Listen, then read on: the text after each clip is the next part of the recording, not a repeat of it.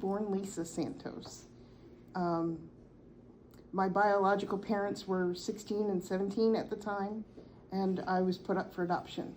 But I was born with three very rare disorders. I was born with spina bifida occulta, which means there was an opening in my spine. The spinal column didn't seal properly, which is the main problem for why I have trouble walking.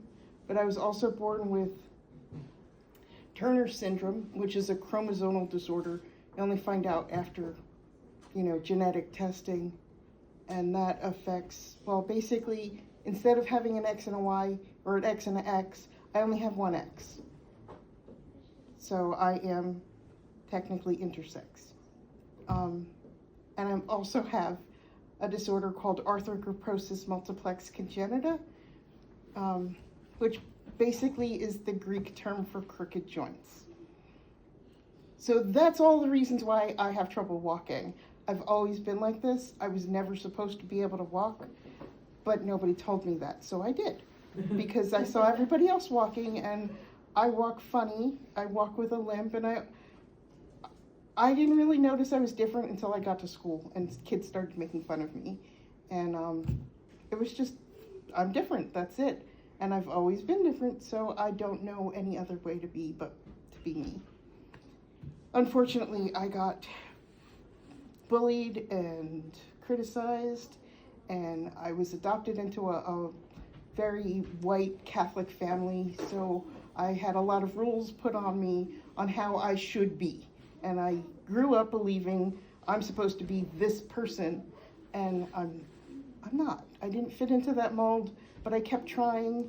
And when I was 27, by the time I was 27, I had at least 3 lifetimes, because I grew up believing that I was not going to make it to 50. Like, the doctors didn't expect me to live, and then they said I'd never walk, and then they said I'd never ride a bicycle. Like, they didn't expect me to survive. So I had it in my head that I was going to die young, and I was going to live as much as I possibly could. And yeah, that included a lot of unhealthy behavior. So just after I graduated college, I moved to Arizona with my boyfriend. I worked at a smoke shop. We sold really nice guitars and all kinds of fancy smoking accessories. And unfortunately, I also sold the illegal green stuff that went into those pipes, because that was just who I was. I was a pothead. And but by the time I turned 27, my boyfriend wanted to come back to a real university as opposed to ASU, which is just a playtime. So we moved back to New Jersey, and I got my first real serious job working at the World Trade Center. I was hired to be a database programmer in the early 2000s, late 90s, early 2000s. A lot of businesses were busy switching from paper-based everything to computer-based everything. So that was my job. I was taking computer data and putting it into electronic files. And I was hired as a temp to hire. So it went through a headhunter. I got this contract to work for the Port Authority for 6 months. So my contract ended October, the middle of October. I grew up right outside of New York. I graduated from Elizabeth High School, which I could see Manhattan from the 3rd floor of our building. So New York was just a part of my life. It was just expected that of course I'll work in New York at some point in my life. That's just what you do. I got paid a lot of money to do what I did. And I was only 27, so I lived in a college town. I was still a big pothead. And but I really thought, I'm 27, I'm supposed to be a grown-up now. I gotta figure out how to do this adult stuff. So when I went to work, I tried to be really serious. but I'm disabled. So getting into Manhattan on a regular day, I could not get there before like 9 a.m. because of the traffic. You know, like I'd get the train from my town into the city, and then I'd have to take a PATH train and then the subway, and then like it was just this whole big commute. I would wait. Like I'd get off my train, I'd let the first train go by, and then I'd get a seat on the second train. That's what I kind of did that morning, except when I woke up on September 11th, it was like this kind of weather. It was absolutely beautiful. And I remember turning to my boyfriend and saying, I can call out sick and we can just go have a picnic in the park and just have a fun day, because, you know, I was 27. I wanted to play. And he was like, we've got bills to pay, and you took off last week. So I got pissed off. I stomped into the bathroom. I made all kinds of noises. I was getting ready because I was mad. I wanted to play, and he was like rejecting me. So because I was pissed off and burning all this energy, I got to the train station like 20 minutes early. So instead of my normal train, I happened to get an express, like the Acela, into New York. So now I was 20 minutes early, and then I got the express train on top of that. I was so early I didn't even know what I was doing there. I ended up getting to my desk at like 8:30. Nobody had ever seen me there that early. The only time I'd ever been in the building that early was for my interview, and when I had to get my badge. I was shocked that there was nobody there. The secretary was there, and that was about it. Like, I'm literally like walking around like, wow, nobody, I thought I was the only one. So I get to my desk and I called my boyfriend because I wanted to apologize to him for being mad. And he was so, he didn't even realize that I was mad, which pissed me off even more. So I hung up the phone with him and I'm like, oh, man. But I'm getting ready for my day. So I'm putting I brought my lunch. I was responsible in not spending $20. I put my lunch in my little locked cabinet with my purse. And then I was listening to my voicemail. So I was standing up around my little desk. And then the building shook. And it shook so hard that I fell into my chair. I was not using my wheelchair at this point in time. I walked. I had a wheelchair for like long distances, but it was like never used. I fell into my chair and I'm thinking, what the heck? And I had a cubicle that faced the window. I saw an executive chair fall past my window, completely engulfed in flames. And like a second later, I saw what I assumed was the person that was occupying that chair, but they were in 6 little balls of fire, perfectly spaced out to be the arms, the torso, the legs, and the head. And I realized I needed to get out. So I grabbed the lunch that I'd put in my lunch, my purse, my CDs, because I listened to a lot of music when I was working, and I stood up and I looked around all the cubicles around me and there's nobody there. Because, you know, fire safety, I remember all those stupid fire drills. You find your buddy, you find anybody who's not running for the exits, because obviously they didn't see what I saw. So I'm like, okay, going out, looking for people. I didn't see anybody until I got to the center hallway. In the center hallway, there was the ladies' room on my right-hand side. And it was New York. It was the early 2000s. The ladies' room had a key. So every woman on the floor got a special key to let themselves into the ladies' room.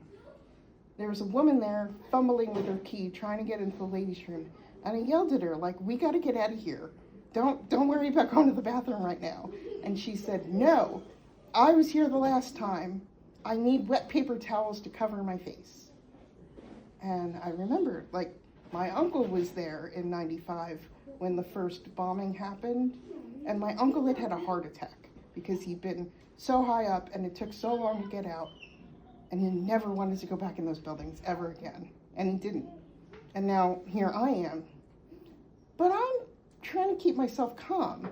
I'm thinking the explosion was maybe one of the ovens, because the Windows on the World restaurant was in my building on the top floor. Maybe it was just an oven that exploded. I had no idea what happened at that point. So I'm like, okay, you do what you do. I see like most of the engineering department trying to get into the stairs in front of me. So I'm like, I know those people, I'm gonna follow them. One of the secretary for the engineering department lived near me. We take the train together occasionally. So I'm like, I know she's gotta get home to her kids, I'm gonna stick with her. We can get home together, it'll be good. We get into the hallway, the stairwell, and people are running past us. Like running, like top speed, panic stricken. And we're in a big group, so we're kind of like slowly merging in.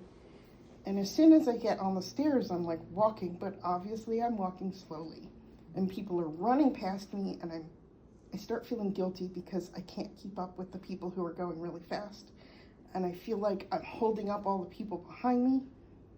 And like most of the engineering department was right behind me. So I'm trying to rush and go as fast as I can. And I've never been able to run. So this is like really like messing with my mind. And I start trying to run down the stairs, and I'm thinking about how I could easily get trampled, I could fall. I'm not gonna be able to run all this way. Like, well, I'm on the 72nd floor. I can't run that much. I don't even think I could walk that far. So by the time I got to the 68th floor, I was done. I was tired. I couldn't walk anymore. My legs were hurting. I was out of breath, and I knew there was nothing I could do to help myself. 68th floor had a little bump out for like the fire hose and the emergency equipment. So I just moved out of the way. I leaned against the wall, and I just stood there thinking, well, you know, somebody will help me eventually. Like the firefighters have got to get up to the fire at some point. I'll just wait. And then the man who had the cubicle next to me was the head engineer for all of the PATH trains. And every morning, his job, he put on himself, was to walk through the PATH tunnels into New York. So some days he'd drive to New Jersey, some days he'd drive into Long Island, wherever. He'd go into different parts of the city and walk a different tunnel each time. And he was there, and he usually came in around 9:30, 10 o'clock, the same time as me, after he'd walked through a tunnel. So I'd tease him about coming in late because he'd already done half his job. But here he is, and I'm like, what are you doing here this early? He's like, oh, my wife had to come into the city, so we both drove in my car. And he parked his car in the garage. So I'm like, oh, you haven't even walked a tunnel yet. He's like, no, I was just about to get some coffee and leave. He's like, are you gonna make it? And I tried to say the words yes, and it just wouldn't come out of my mouth. I was trying to say yes, and I just shook my head. And he stopped and was like, who wants to help me carry this woman? And some random stranger who happened to be running by looked at us and said, I'll help. And the two of them picked me up and started carrying me down the stairs. And the two of them were introducing themselves to each other over my head as they were carrying me. So I didn't catch his name. And I still don't know who he was. I do remember that he worked for a different company. He didn't work for the Port Authority. So we were just chatting, carrying me down the stairs. And it got slow. It got backed up because people had started clogging the stairwell. And we'd have to stop, and they'd put me down, and we'd stand there talking, waiting, and then we'd get moving again. And then it was hot and slow and exhausting, and everybody was kind of like asking everybody else what happened. And we'd get little bits and pieces, like somebody ran past us and he was hysterical, absolutely hysterical. And he was like, when somebody yelled, like, what happened? What did you see? He said, jet fuel, lots of jet fuel. It was streaming down the windows, and he just kept running. I had no idea what that meant. And then somebody else came by and said, a plane hit the building, and he kept running. And then there were 2 people that were carried down that we got out of the way for, because these people were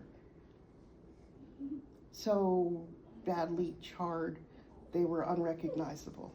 The first person, the only way I knew it was a man was because he still had a tie on, but the rest of him was just blackened. And the second person was a woman, because she still had one high heel on. And that's the only way I could tell who they were or anything else. I couldn't tell anything about them, but we asked, and they said that they both had come from the 82nd floor, and that is the highest floor that anybody survived from. And that was only 10 floors above me. We made it down to the 44th floor, which is the lower sky lobby. And at that point, there was some, like, first responder. I can't remember if it was an FBI agent or not, but they had one of those blue jackets on. And they told everyone that the stairwell we were in was blocked below us, so we had to leave that stairwell and go into one of the other ones.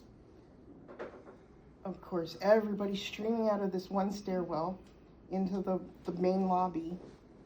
And the first thing I noticed was that the windows were broken. There was glass on the carpet. So we were all staying pretty far away from it, waiting to get into the next stairwell. And the next stairwell was smaller, like it was more narrow. So it was taking a long time to get in there.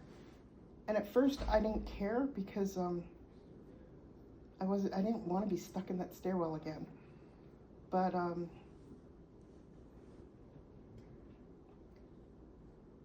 me and Eric were standing there, like, just kind of staring at the window, and we saw someone fall past us head first. And I looked at Eric and I was like, he did that intentionally. And Eric was like, yeah, let's get in the stairway now.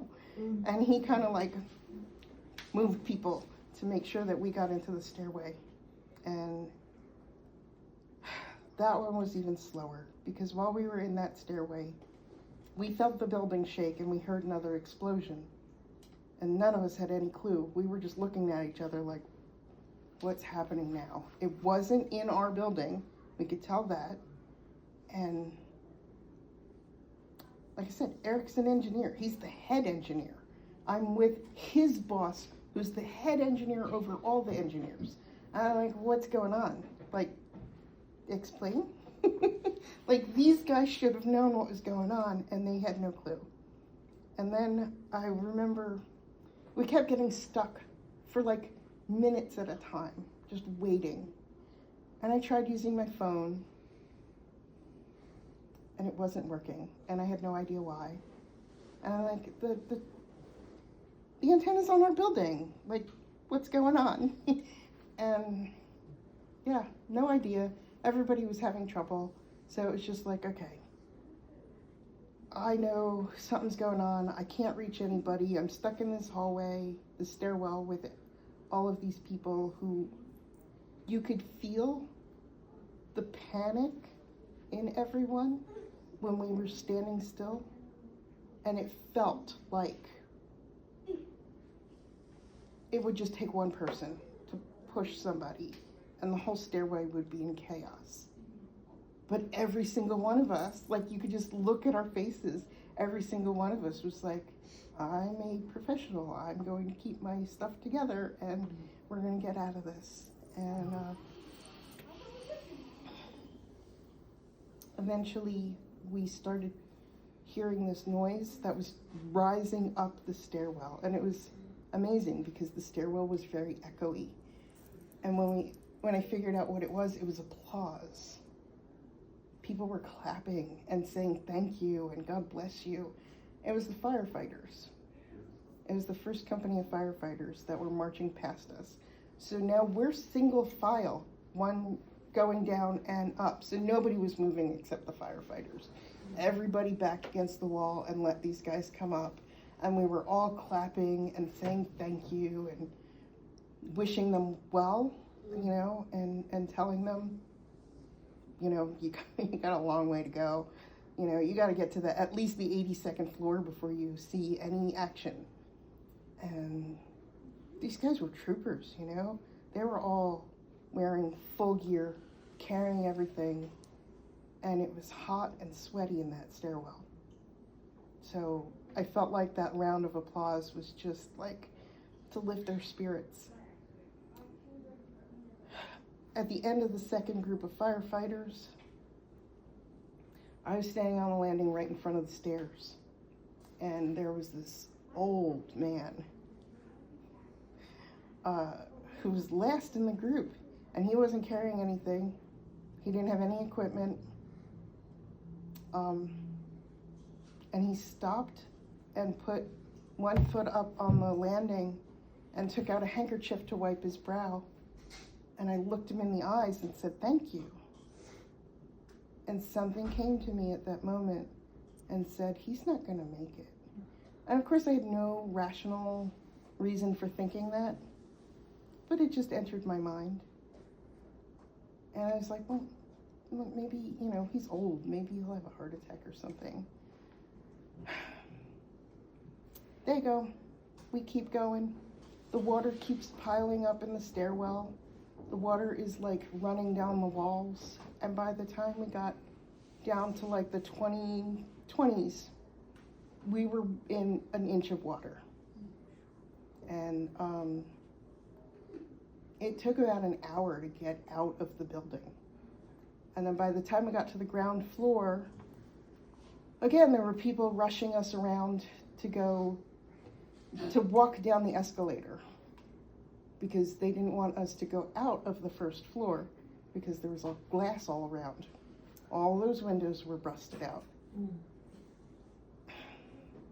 Problem with the escalator, at the bottom there's a big dip, and it was full of water that was like at least a foot deep.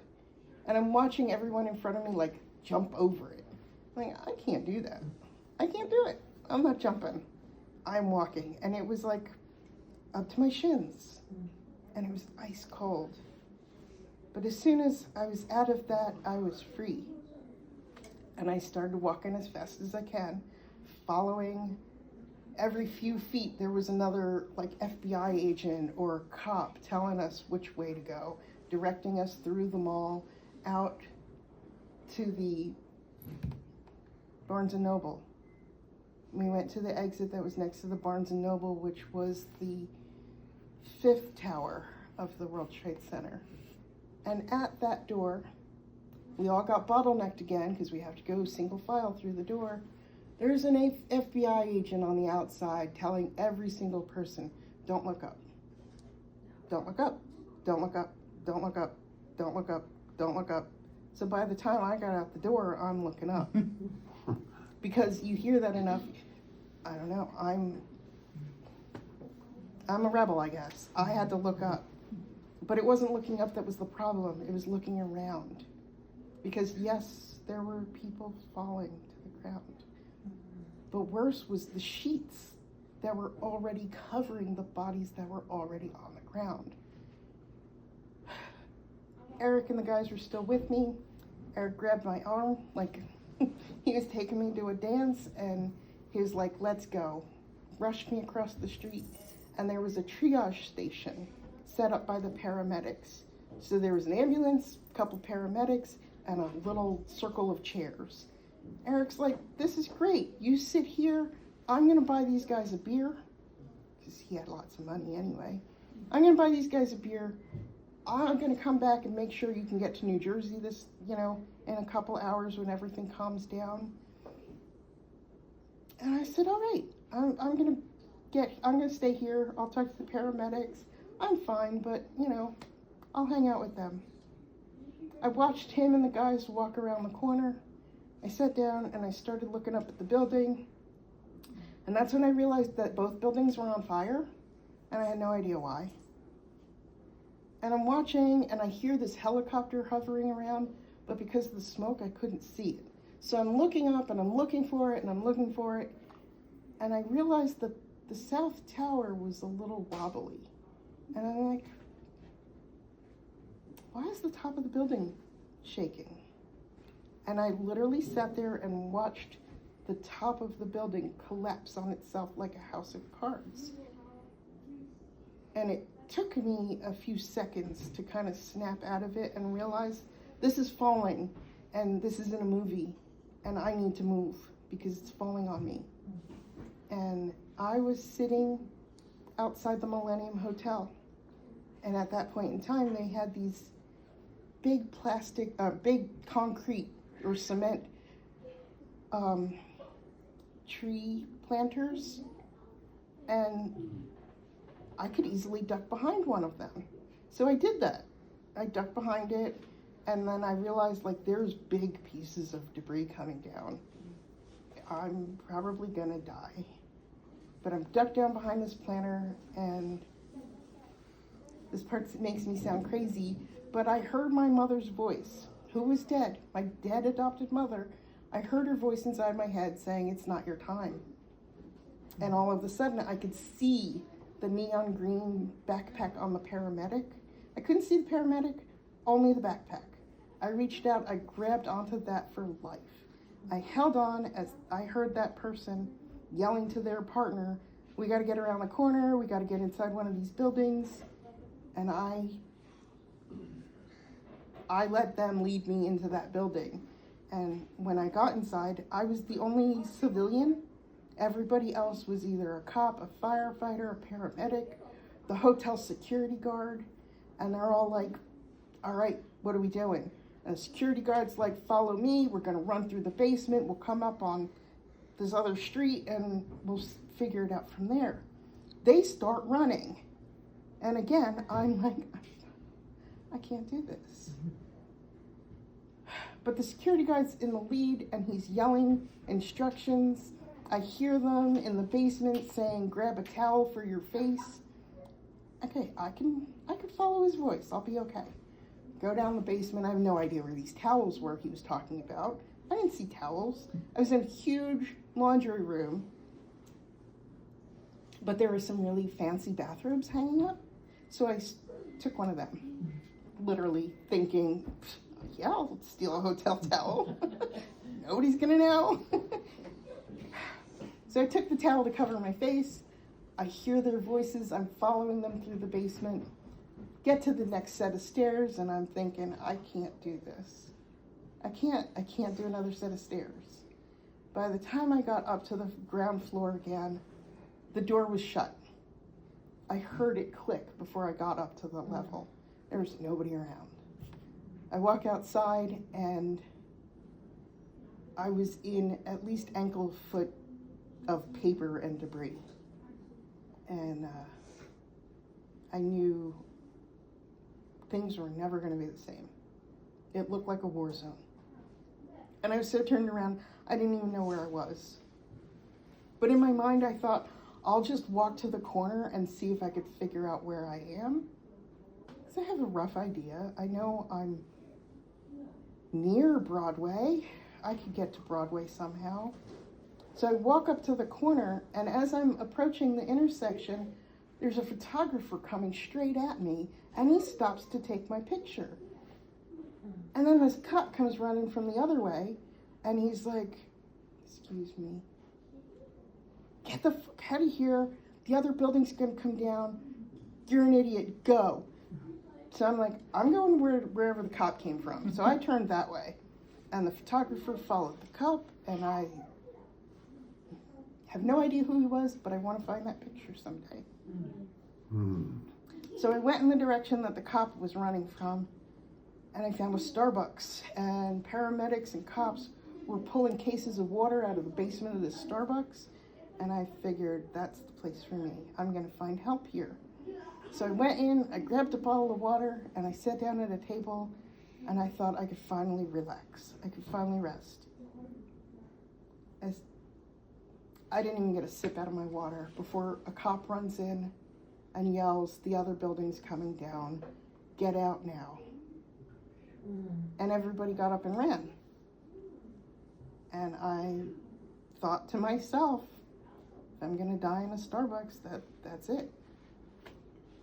And I sat there and I drank some water.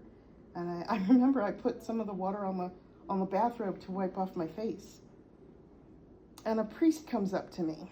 And I had not seen this priest before, but apparently he was there.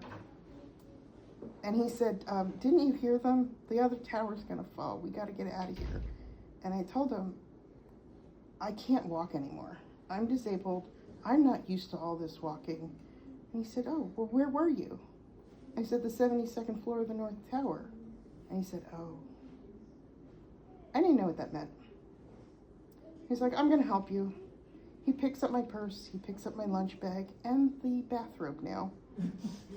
And he takes my arm, and we start walking out the door. And like halfway up the block, there's a city bus, like perpendicular to the street. And there's like hundreds of people around it. And he says, "I'm gonna get you on that bus." And I said, "Okay, right." I didn't believe it. I didn't know how I was gonna walk that far to begin with. But we did. I don't know how we got through the crowd, but we did. And as soon as I put a foot up on the bus, somebody behind me yells, "Pregnant woman coming through." And my face is in the back of the person in front of me. I'm assuming this bus is crowded. I didn't move. I wasn't gonna get a foot closer on that bus before that pregnant woman. I figured that's the least I could do is help save this pregnant woman. I'm going to stand here and not let another person on this bus until she gets in front of me. And I did. I waited and I waited and I moved over to let her on. And then I got on the bus and realized it was only about half full. People were just standing around. So I sat down next to this nice looking woman right in front of the back door. And the bus starts moving. And as the bus is moving, I realized like I could feel my face becoming uncovered. I didn't know my face was caked in dust, but I felt the dust coming off of my face. And at the same time, people in the back kept hitting the buzzer to stop the bus. And it was like every half a block at this point. And I'm like, why did they rush to get on the bus if they're just going to get off after half a block? I started talking to this woman sitting next to me, who of course turned to me and said, "Where were you?" I said, "I worked on the 72nd floor of the North Tower." "Oh my goodness. Does your family know where you are?" I said, "No, my cell phone's not working for some reason." She's like, "Right. The antenna's on top of your tower." I was like, "Right, I know. Like, why aren't they working?" She said, "Only landlines are working right now. Why don't you give me your parents' phone number and I'll give them a call when I get home?" And I looked at her and I was like, do you know what my father's gonna say when a total stranger I met in New York calls him to say, "Your daughter gave me your phone number"? She was nice, so I gave her my dad's number and said, "Don't ask for him, ask for my stepmom. She's a lot younger. She can handle it." My dad remarried after my mom died. He was 72 and his wife was 51, so she can handle it. She tells me I should probably get off at 14th Street. which is where Beth Israel Hospital was. I didn't think I needed to go to the hospital at that point, but I figured they'd be able to get me some help in getting home at least. So I get off the bus, and again, across the street, I'm on the sidewalk, and I could barely walk another step. But this time I was coughing up some black stuff, and it really hit me that I had inhaled a lot of dust. I get to the hospital, and there's nothing happening there. It was like everybody was set up for emergency, but the emergency hadn't gotten there yet. I was the first patient from the towers, and so a whole bunch of people rushed out to help me. And I didn't really understand everything as they were putting me through it, but they made me undress on the street behind some curtains and put all of my stuff in a bag for me to carry around and gave me some scrubs to wear. They hosed me off, and I still felt dirty. But when I finally got in, I was having trouble breathing, so they gave me oxygen. My heart rate was off the charts, so of course they kept me on a blood pressure cuff to monitor me. And then they got swamped, and they basically had me on a little oxygen mask in the lobby. And I was there when a firefighter came in on a stretcher. He was hurt, and the only thing he could think about was his partner. His partner hadn't responded. He was trying to get on the radio, and he never answered. So like half of his crew was with him, and they were all panicked, and at the same time trying to reassure him that he needed to get taken care of, and everybody else was going to find his partner for him. And this guy was a mess. He was emotionally a wreck, and just kept saying, I need to know where, I think it was Frankie is. And I'm just sitting there watching everything, pretty much numb, still trying to figure out what really happened. Like, I knew a plane hit our building, but I didn't know why the other building was on fire. So things weren't really making sense to me. And then his partner came in. The firefighter came into the emergency room, and it was like the whole emergency room erupted in applause. Like every single person in there was like so happy that they not only that they both made it, but that they were reunited and we got to see it. And the next time they checked me, I was good to go. So they sent me to the auditorium at the hospital, and there were cops there taking statements. So everybody who had come in, who had been anywhere near the scene, was interviewed, and their statement was taken, and we all got a tuna sandwich, which was really funny because I was still carrying my lunch bag, which had a tuna sandwich that I made at home, but was now like too grossed out to eat. But I was like, okay, I'll eat their tuna sandwich. Finally, somebody told me that they would get me in touch with a social worker, and the social worker would help me get to a landline and be able to call my family. It was starting to get dark by the time I got to a phone. It took me all day to get to a phone to call my dad. And when I did, my dad was so happy, but he was like, you've got everybody calling me. Because literally every time somebody in the hospital staff would ask me, what can I do for you? I'd say, I need to talk to my dad. My dad's like 70-something years old. I need to reassure him that I'm okay. So like 3 people had called to tell him that I was alive, I was at the hospital, I was making it. I'm leaving out a whole lot of other little minuscule details I'm not going to go into. Eventually I got home the next day. They let me stay in the hospital because nobody was getting across the river. At that point, the only way to get into New Jersey was to walk across the George Washington Bridge. They were starting to get the ferries running, but there were lines, and the hospital just said, "You've got breathing problems, we'll just write it, we'll just let you have a bed for the night." And they did.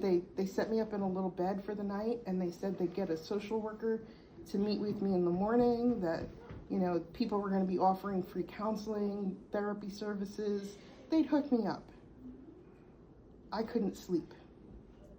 So I spent the whole night doing the worst thing possible, and that was I was sitting in a room with a whole bunch of other people, staff members mostly, watching the news. So I watched the planes fly into the towers pretty much all night long. And I was stunned because I couldn't believe that somebody had done that on purpose. Like, in my mind, I assumed a plane hitting in the building was like a little Cessna, maybe somebody just learning how to fly. It couldn't have been on purpose.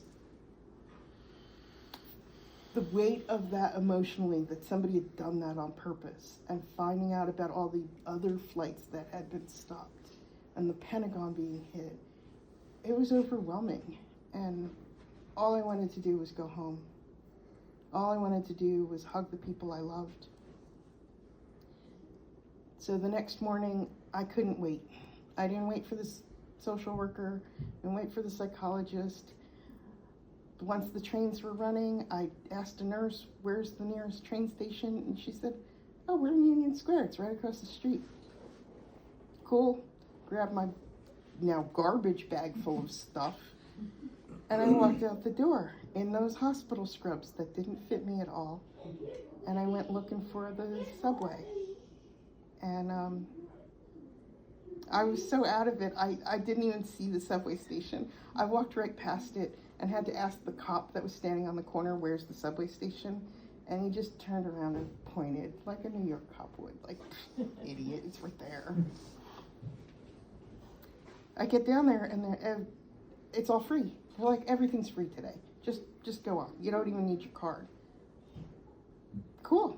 So when I finally came up out of the river onto the New Jersey side, I was facing Manhattan, so I could see the smoke still coming up from the building. And I was absolutely stunned that that's where I used to work. And my job is gone. The whole lower part of Manhattan was just a war zone. Another thing, during the night when I couldn't sleep, I kept hearing military vehicles. I don't know what they were, but they sounded really loud, and they were rolling down the streets. And all I kept thinking was, like, New York City was like a war zone, filled with like military helicopters and machinery, and it was a little scary.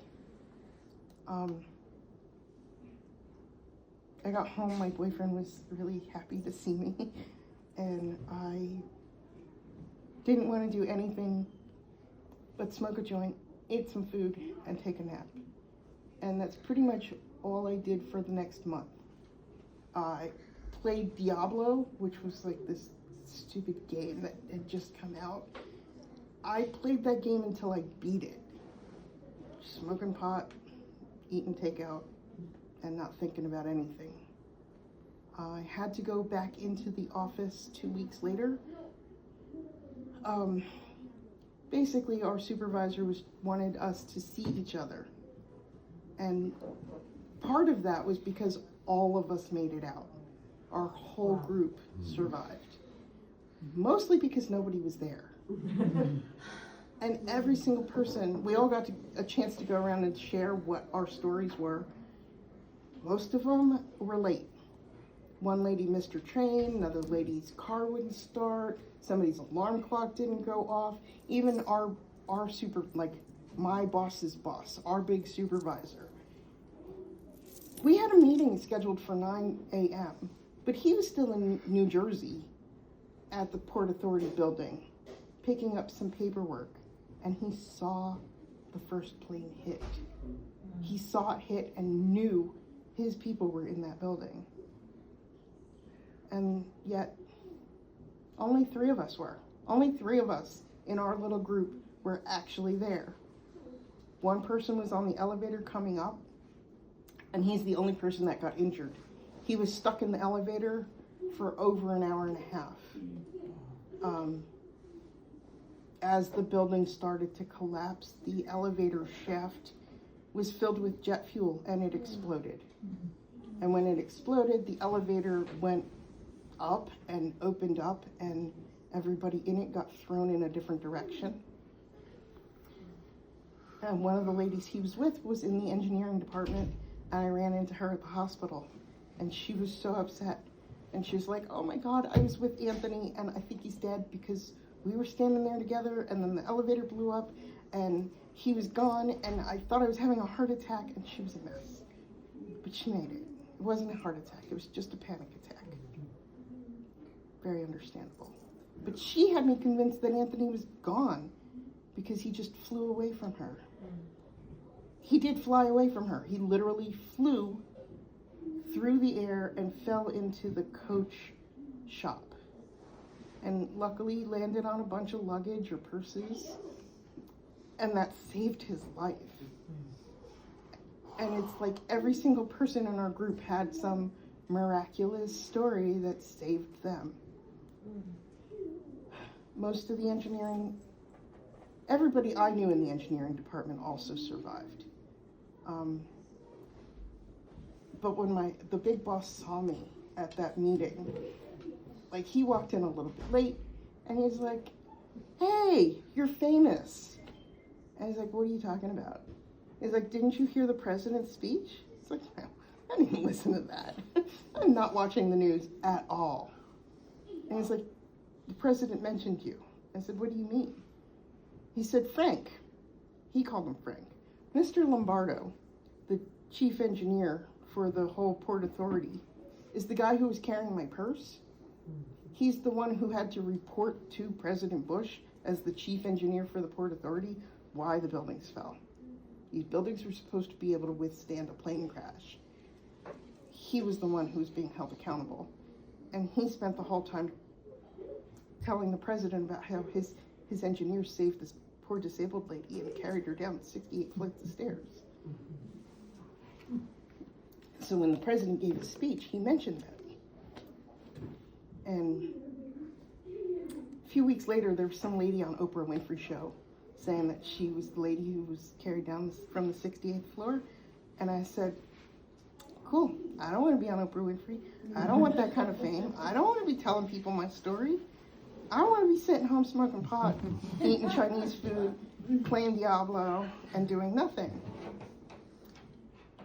So anyway, at the meeting, the boss said, everybody's job is going to be saved. And he pulled me aside and was like, I know we're paying you through the end of your contract, but if you want, we'll create a job for you. Because my job was all those pieces of paper that were now littered all over Lower Manhattan. My job was gone. I can't exactly tell you what my job was because I signed a non-disclosure agreement and I'm not violating that. But they could find a new job for me. They could create a new job for me. And I thought about it, and he's like, we'll pay you a lot more than the temp company was paying you. I was like, you could pay me what you were paying the temp company, and I'd be cool with that. I ended up not taking the job though. When it came down to it, I couldn't go back. I didn't want to go back. I didn't even want to see the skyline. And so I did the worst possible thing ever after trauma.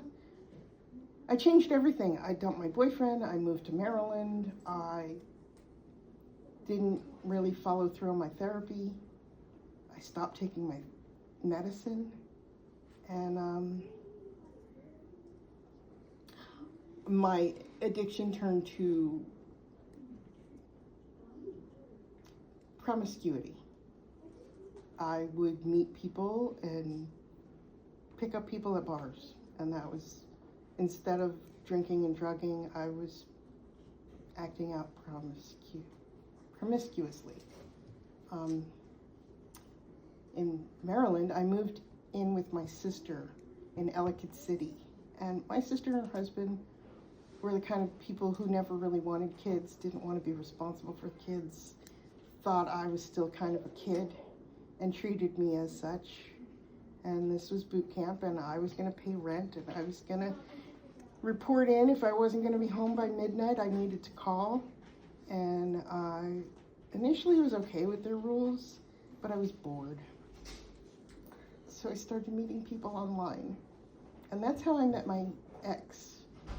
My ex-husband lived here in Elkton, and I didn't find out for a little while after we were together that he was an alcoholic, and he was abusive, and he had several warrants here in Maryland at least.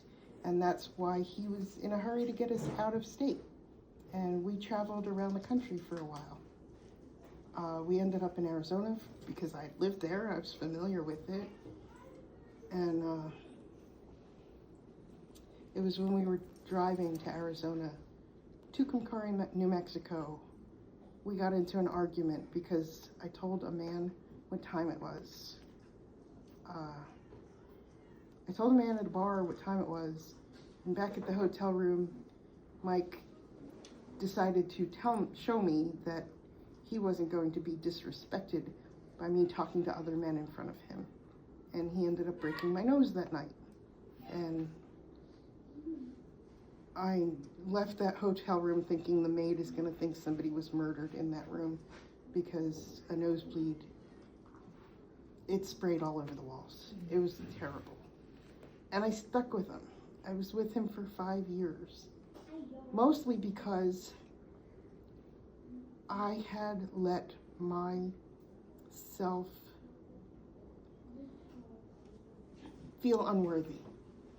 I let my survivor's guilt run roughshod over me. I felt so guilty for surviving because so many little kids lost a parent. And like, I really felt bad that these little kids were living without a parent, and yet I survived, and I felt completely worthless. That wasn't when I had this mantra of like, I'm a big fat loser. That wasn't when it started. It just got like amplified. I'd always thought I wasn't worthy, like I'm not enough, I'm not good enough. But after 9/11, after the survivor's guilt, after meeting an abusive partner, I was feeling lower than dog poop under my shoe. And it took me getting to the point of realizing I was going to die. Like, the only way I was getting out of this marriage was by death. One of us had to die. And it was probably gonna be me. And when we came back to Elkton is when I left him. We came back and we were staying at his parents' house, and we got into a fight, and it was just one of those things where his dad was just as abusive as he was. His dad would talk about me and call me that black bitch, that nigger. And his dad was mad, so Mike was mad, and they were both taking it out on me. And it was a nice autumn day, evening. I just picked up my purse and walked out the door, and I thought I was gonna go to the train tracks. This is on Old Elk Neck Road. I thought I could just walk down to the train tracks, jump over, kill myself. I was waiting for an Acela train, because that way I knew it would take me out. But while I was sitting there, cops came by. First, it was like 3 or 4 cops, so I knew it wasn't for me. But one of them came back. One of them came back and he stopped and he had the lights on. He's like, we got a report of some drunk person walking down the street. And at this point, I was done. I was up to here. I was like, I'm not drunk, I'm disabled. And he's like, okay. can you prove it? Like, how do you want me to prove that? Look at me walk. This is natural. And he's like, well, what are you doing out here? I was like, well, I just left my abusive husband and I have nowhere else to go. So if you want to tell me where I should go, fine. Let me know. And he's like, well, you can't stay here. I was like, I wasn't planning on staying here very long. Just waiting for another train to come by. And that was my mistake. He's like, are you saying you were going to kill yourself? He's like, oh, fuck. I can't. And he's like, well, I was thinking about it. And he's like, I can't leave you out here after saying that. He's like, you have a choice. I can arrest you and take you in front of a judge, and they can court order you to a minimum of 2 weeks on the 4th floor, or you can voluntarily go to the emergency room and commit yourself. And then you don't have to worry about the mandatory 2 weeks and the judge taking control of your life. So I did. I went into the ER, and the babysitter, it's the sitter at the ER who watches over suicidal people, happened to be my supervisor's mother. She's on the phone talking to her husband about getting her some Royal Farms chicken. And she's like, no, Jean, you have to go to the one on Delancey because they changed the oil, and you know the chicken's only good the day they change the oil. I'm sitting there laughing at her. Like, this is the first time I'd laughed all day. And she's like, what's so funny? And it's like, that's the store I work at. I know what you're talking about. That's the store I work at. And she's like, so you know Wanda? I was like, yeah, I know Wanda. She's my supervisor. And she's like, she's my daughter. I said, oh, fuck. You can't tell her I'm here. You can't tell her. I don't want anybody to know. I was so panicked. She's like, what are you worried about? I was like, I'm going to get fired. She's like, you're going to get fired if you don't tell them where you are. If you don't call out, you're going to be no call, no show, and you will get fired. So she convinced me to talk to Wanda, my supervisor, on her phone and tell her where I was. And as soon as she calls Wanda, I'm out of my mind, because obviously Wanda knows where her mother works and what her mother does. So as soon as Wanda's mom calls her and says, Wanda, I've got one of your employees here, she knew. And so she hands me the phone, and I'm like, Wanda, she's like, what the hell did you do? I told her, and she's like, don't be an idiot. Of course I'll save your job. You just had to tell me. If you just told me what was going on, I would have helped you. They ended up helping me so much. Wanda let me sleep on her couch because I ended up being homeless for a little while. And they got me. That saved me, because that job at Royal Farms is where I met my best friend, Heidi. And Heidi knew what was going on. She knew I was being abused, and now that I was free from my abuser, she told me that he would come in and like stand outside the store and watch through the window.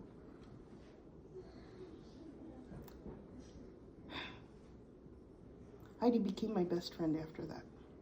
And I ended up sleeping on her couch for a little while after that, while I was waiting to get into my apartment.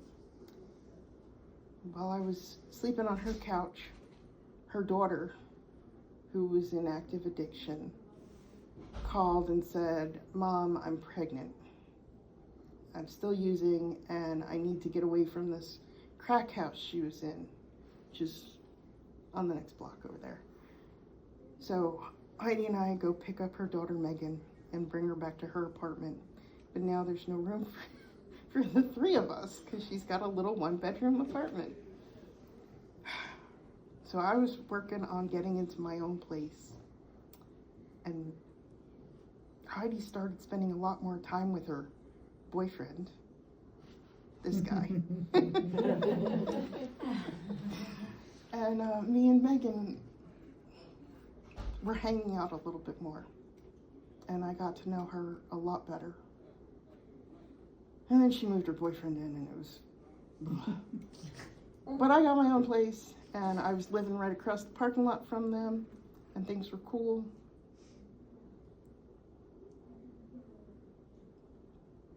We were so close, I got to be in the room when she gave birth to this little blue-haired girl right here. So that can tell you how long ago that was.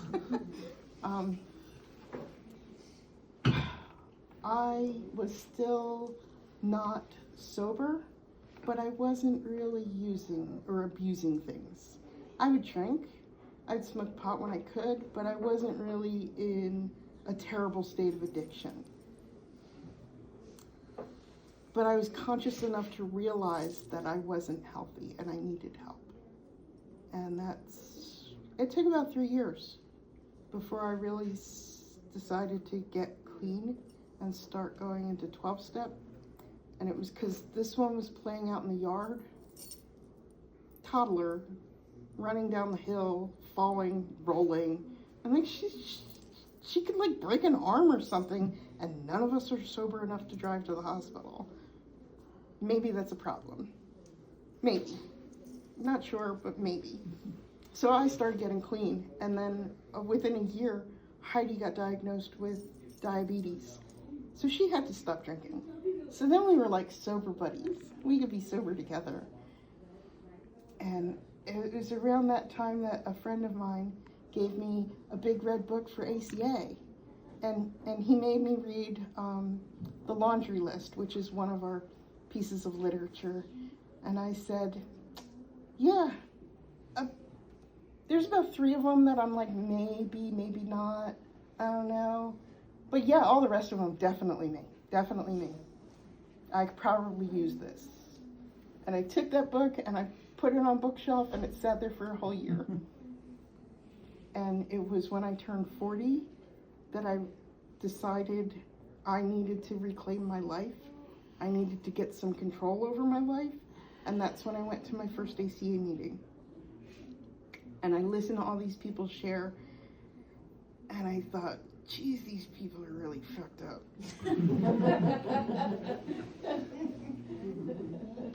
But I don't think they're as fucked up as me. And I left that meeting crying because I couldn't imagine ever getting myself together. I couldn't imagine ever being a person that gave hope to somebody else.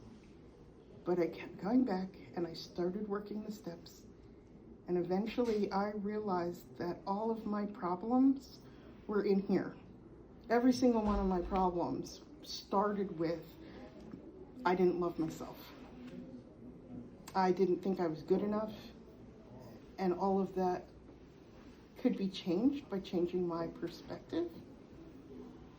And that's what happened in ACA. In ACA, I learned who I am. And I got to find myself for the first time in my life, which is when I decided to change my name. So I legally changed my name last year from Lisa to Rain, and I took Rain from Heidi's mom. It was Heidi's mother's maiden name, was Rain. And then Santos was my biological father's last name, which I had until I was about 10. So I'm reclaiming who I am. And I totally got that from being an ACA and being able to see through my issues. And then, let's see. I made a list of all the talking points I wanted to get to. I have not looked at this at all. But I was super nervous coming in here thinking I'm not going to remember everything. Okay, one other thing I really, really wanted to talk about was my dad. After 9/11, when I was still in New Jersey, me and my boyfriend lived in a college town. And for those of you who don't remember that time, a lot of anti-war protests started because we were going to war in Iraq. We were going to bomb those Muslims. And at the time, I'm like, I don't want to see anybody die. Like, I felt like I had been in a war zone. I don't want anybody else to experience that. And so I started speaking at protests. And at one point, the protest we were in, made it to the front page of the Star Ledger, which is the newspaper for all of New Jersey. Every single one of my relatives got that paper and read it and called my father. And my father was a World War II vet with a Purple Heart who had laid on the beaches of Normandy for 3 days.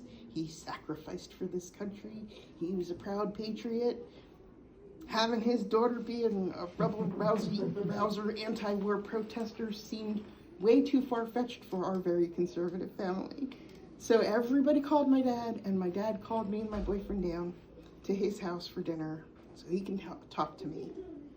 And what he ended up saying was, he didn't go and fight fascism so that people could tell me what to say and not say. He fought for everyone to be able to say what they wanted. And even though he didn't agree with me, he would stand up and fight for my right to say it anytime. And if my sisters wanted to complain, he would take it. And that was the first and only time my father actually gave me the whole story about him lying on that beach and what it was like for him. And he told me that because I had a little taste of war, I could understand what he went through. And he literally never told anybody else about his experience. And he went into graphic detail about what it was like to be on one of those boats coming into the beach and watching other men fall into the water and die, get to the edge of the beach and get shot down, and knowing he was next. So that was the only time we had that experience, that bonding experience. But it was literally over war. So I feel like I've recovered enough to be able to be happy I'm alive. I am super grateful to be here today and to be able to share my story. And for the past 24 years, I could not say that. I was not grateful. I really still wished I was dead for most of those 24 years. But I'm here and I'm happy. I'm glad I survived. And I want to share my story to give other people a little bit of hope that you don't have to go through a whole catastrophe, a worldwide terror experience. You could still recover from, whatever trauma you've been through. Like, I've been through everything. I know what it feels like. And now that I'm in recovery and doing well, I think I can encourage anyone and say, it'll work. Just what is it? It works if you work it. 12 steps isn't the right thing for everyone, but it works for me. So I think that's about it. Did I miss anything? Sorry, my big brothers here like to remind me, well, you left out the part about the priest. You left out. You nailed it. Thank you. You nailed it. Now I'm going to turn things over to Ron, because Ron has more time in ACA, and he's doing this whole internal family systems thing. So I've asked him to lead us in a meditation so we can all kind of decompress from that trauma we just heard. So thank you. I'll turn things over to you, Ron.